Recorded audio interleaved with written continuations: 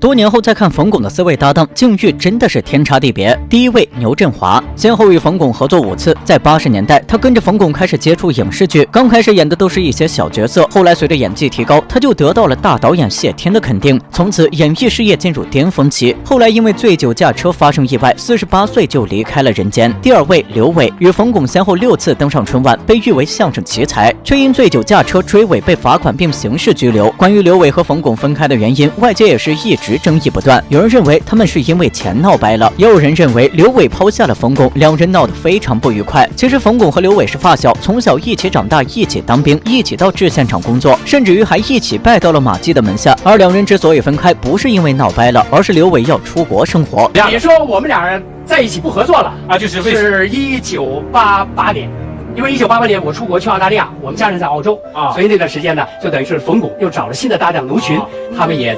在历届春节晚会上也完成了很多优秀的项目。第3位牛群，牛群是与冯巩合作时间最长的一位搭档，两人一共合作上了10几次春晚，被誉为相声界的黄金搭档。然而喜欢挑战的牛群并不安于现状，他看到冯巩在影视圈风风火火，他也想干一番自己的事业，创报社搞投资，最后更是进军政界，当起了副县长，却没想到鞠躬尽瘁后遭到质疑。那时候什么钱啊、名啊、利啊什么的，哐当我扔，命都差点没了，那算什么呀？我就为了证实我这儿是干净的，